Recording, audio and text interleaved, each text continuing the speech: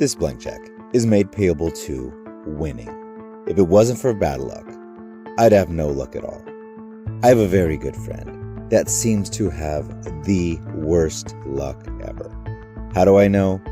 Because he's always saying it. Always saying how he caught a bad break, or this bad thing happened, or he didn't have enough money to fix his car, the roof is leaking, his cat died. It is always one negative thing followed by another.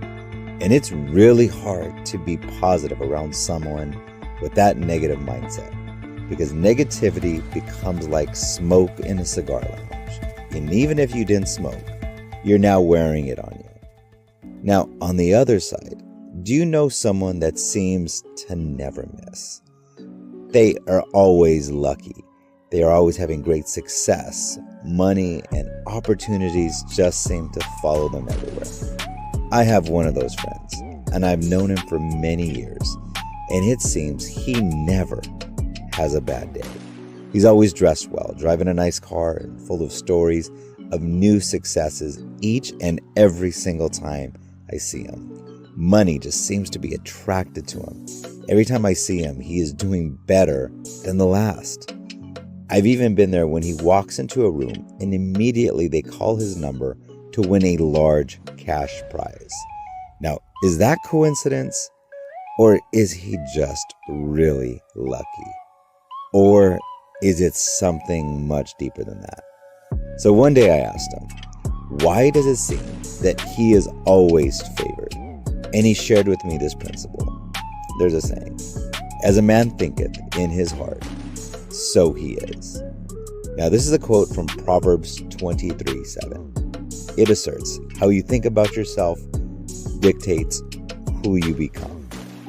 And as he tells me, your subconscious only knows what you tell it by your thoughts. And those thoughts, positive or negative, will mold your life to how you tell it to see yourself, and ultimately who you become. Now, don't ever think that he's never endured any setbacks or any challenge. But as he explained to me, he always has this inner belief that it will work out for his good, and that through resilience and never giving up, he cannot lose. He takes on the daily mindset that he is unconquerable. So which voice are you telling yourself to listen to? Are you telling yourself, just like my first friend, that it's just bad luck, that you're never going to get ahead, that no matter what you do, you're just cursed? Or are you reminding yourself, like my second friend, that you are resilient, that there is a fire inside you that refuses to be extinguished?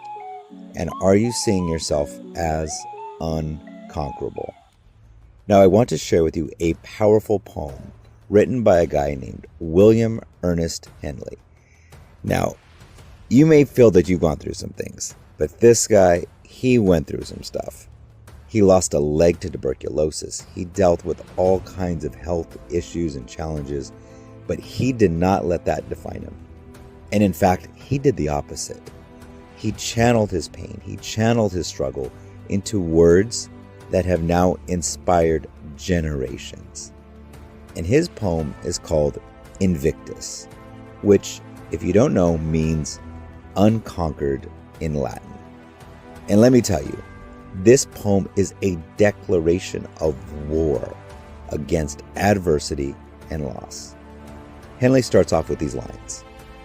Out of the night that covers me, black as the pit from pole to pole, I thank whatever gods may be for my unconquerable soul. Now think about that for a minute. He's talking about a darkness so deep, so overwhelming, it feels like it's consuming him. Have you ever been there? But even in that darkness, he finds a reason to still give thanks. He recognizes the strength within him, that unyielding spirit, that no matter what comes his way, he cannot be defeated. Imagine thanking God when you are at your lowest pit of life.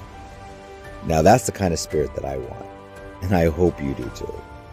And he goes on. In the fell clutch of circumstance, I have not winced nor cried aloud.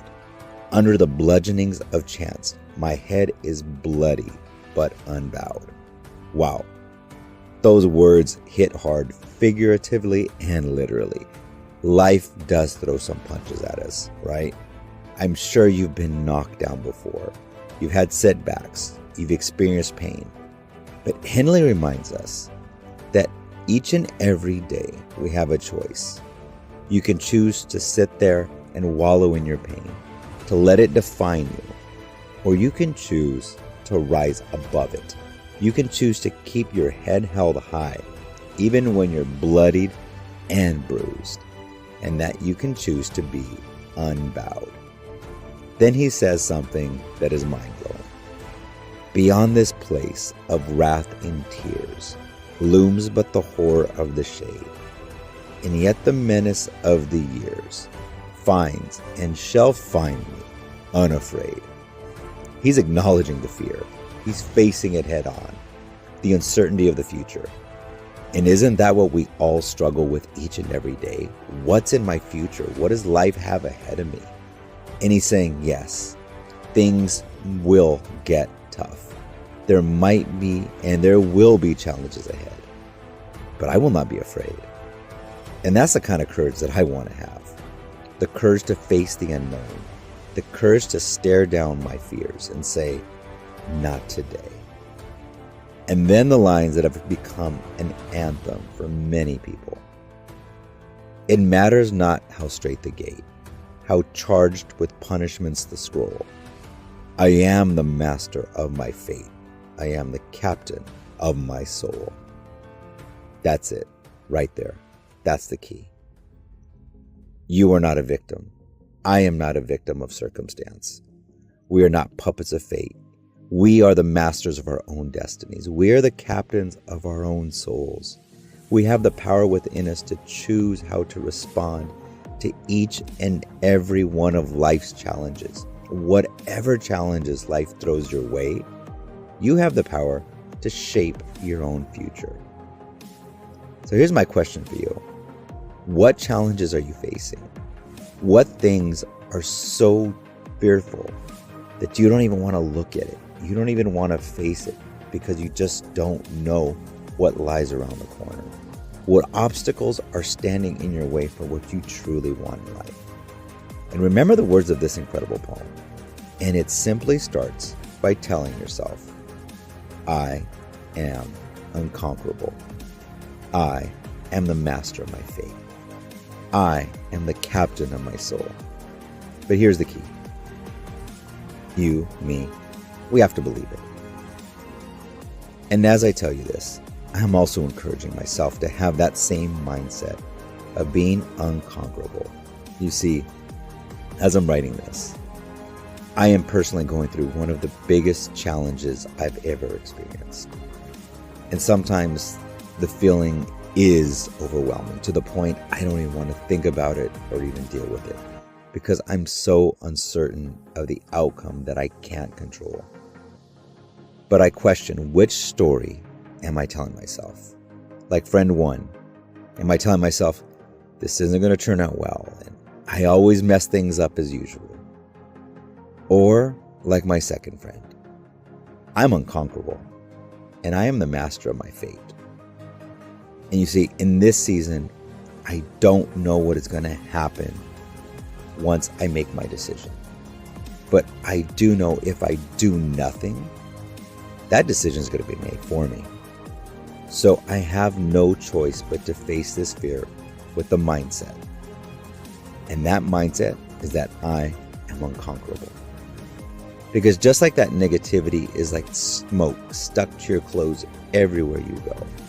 In contrast, a confident mindset is like a very powerful fragrance that makes everything around you and every room that you walk into better. So instead of saying it's bad luck, powerfully say, I am the master of my fate and I am the captain of my soul. And I'll see you next time on The Blank Check. Out of the night that covers me, black as the pit from pole to pole, I thank whatever gods may be for my unconquerable soul. in the fell clutch of circumstance. I have not winced nor cried aloud. Under the bludgeonings of chance, my head is bloody but unbowed. Beyond this place of wrath and tears looms but the horror of the shade, and yet the menace of the years finds and shall find me unafraid. It matters not how strait the gate, how charged with punishments the scroll. I am the master of my fate. I am the captain of my soul. Invictus.